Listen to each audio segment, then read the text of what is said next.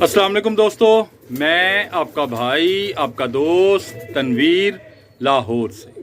Hello friends, मेरी दुआ है आप सब लोग जहां रहें खुश रहें, आबाद रहें, खुशियां बांटते रहें, लोगों के खुश होने का ज़रिया बनते रहें, ना कि उनकी दिल आज़ारी का ज़रिया बने।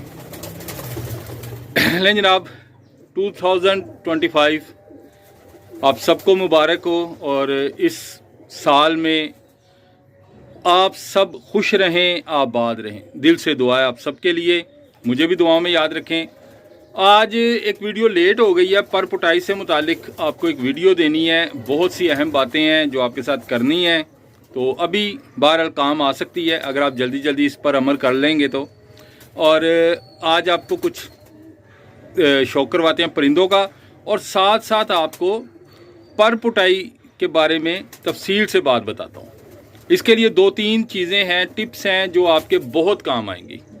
तो ले जी वीडियो का आगाज़ करते हैं और बैक कैमरे से आपको परिंदे शौक करवाते हैं कुछ, और आपके साथ पर पुटाई के मुतालिक आज बात होगी कि कबूतरों की पर पुटाई से पहले आपको 2-3 स्टेप लेने हैं। वो क्या लेने हैं, ले जनाब साथ बने रहिए।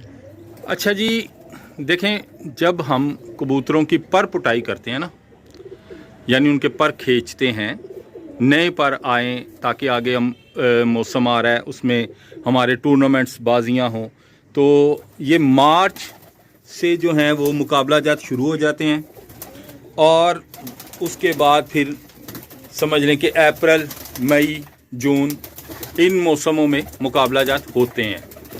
तो सबसे पहली बात यह है कि लोग कहते हैं कि जी कितने दिन पहले जो है वो कबूतरों के पर खींचने चाहिए। तो इसका आसान हल ये है कि एक आम सी कैलकुलेशन है। आम कैलकुलेशन ये है कि आपने 100 दिन पहले, 100 डेज बिफोर टूर्नामेंट, आपने कबूतरों के जो है ना वो पर खींच देने, ठीक है। मिसाल के तौर पर आपका जो टूर्नामेंट है वो है 10 मार्च को, ठीक है। तो आपको चाहिए कि आप 1 जनवरी आप कबूतरों की पर पुटाई कर दें, 1 जनवरी को, ओके। इससे ये होगा कि आपको इनफ टाइम मिल जाएगा कबूतरों को, यानी एक तो उसके पर पूरे हो जाएंगे। 2 महीने 60 डेज़, वैसे तो 45-50 दिन में कबूतरों के पर पूरे हो जाते हैं, लेकिन जो बेस्ट है ना टाइम, वो है 60 डेज़, 60 दिन, 2 माह में कबूतरों के जो है ना वो पर वो बेहतरीन आ जाते हैं, ठीक है जी। उसके बाद आपने बाहर निकालने हैं, उनको कोई फड़कें वगैरह देनी है, 40 दिन वो, तो इसका मतलब 100 दिन में आपके कबूतर तैयार होंगे, रेडी होंगे। एक बात तो ये आ गई। अच्छा जी, अब दूसरी बात जो है वो ये है कि आपने जनाब जो है वो कबूतरों के जब पर खींचने हैं ना, आपने उससे पहले, अब डिवर्मिंग का तो खैर अब टाइम नहीं है, पहले करवा लेनी चाहिए थी। अभी जब वीडियो बना रहा हूँ इसके बाद मुश्किल है, लेकिन जिन्होंने अभी लेट खींचने हैं, यानी उन्होंने जेठ उड़ाना है, जो मई जून का महीना है, तो वो अभी डिवर्मिंग कर सकते हैं। लेकिन मतलब आपको कम अज़ कम भी जो है ना वो 20 दिन पहले डिवर्मिंग कर लेनी चाहिए परिंदों की, ठीक है जी। उसके बाद आप विटामिन वगैरह दें, ताकत दें उन्हें, और फिर आप उनकी पर पुटाई करें। वो बेहतरीन जो है ना ये तरीक़ाकार है। अच्छा, इसके बाद एक चीज़ है कि जो परिंदों के पर जो बनते हैं ना, जो खून की ट्यूब्स बनती हैं, वो पहले वीक में या पहले 10 दिन में वो ट्यूब्स बन जाती हैं। जो ब्लड आना होता है ना, जिसने पर बनाना होता है, उसको कहते हैं फॉलिकल। ये एक समझ लें कि खून में कुछ चीज़ें शामिल होती हैं जिससे पर बनता है।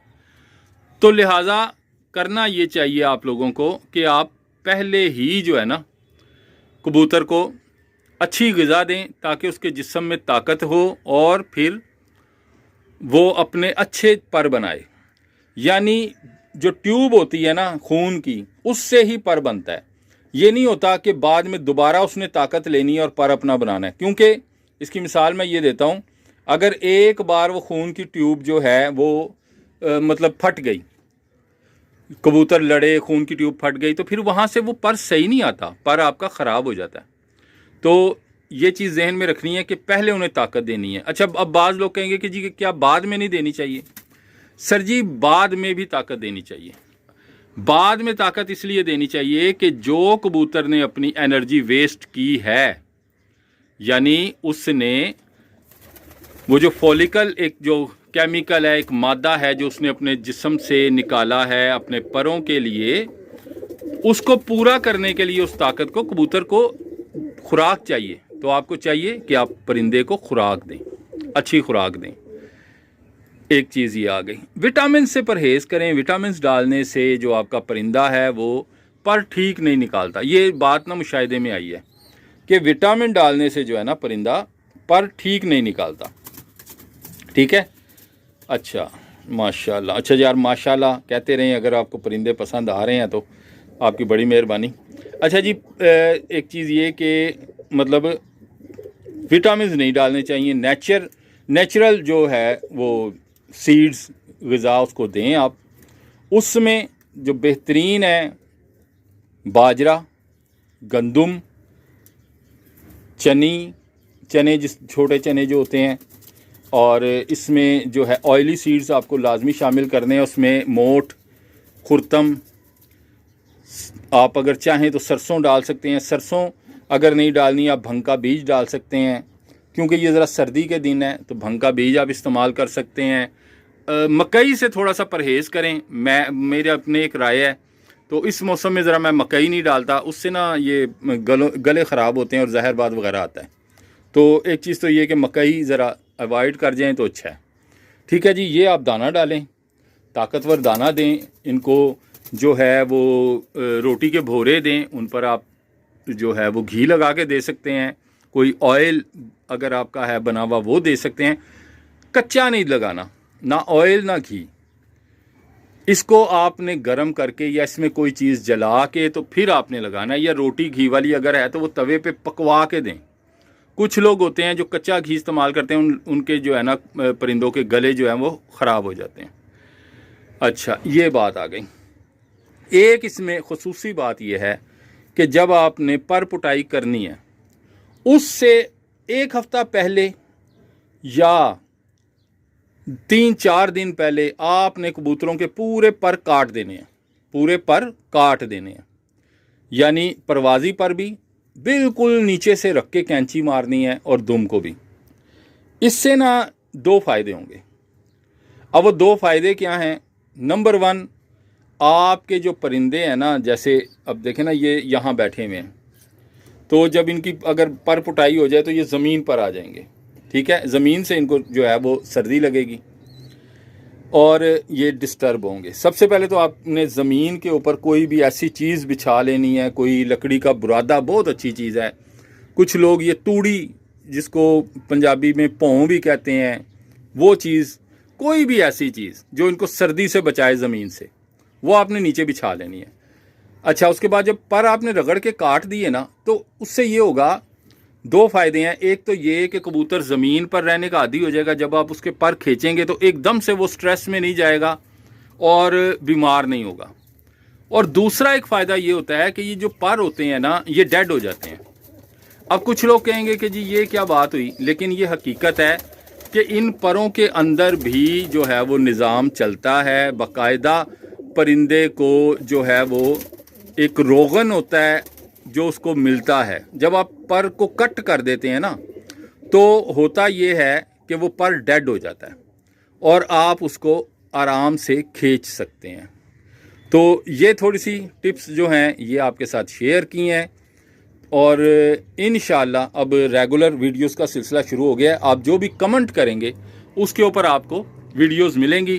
तो ले जनाब, ये एक परिंदे का शौक़ करें। बहुत से लोग जो हैं वो छत वाला कबूतर, तो ये सियालकोटी कबूतर है जी। और मैंने जैसे कहा कि परिंदे का हक नहीं खाना चाहिए। अगर टैडी हो तो टैडी कहें, सियालकोटी हो सियालकोटी कहें। तो ये जनाब परिंदे का हक नहीं खाना।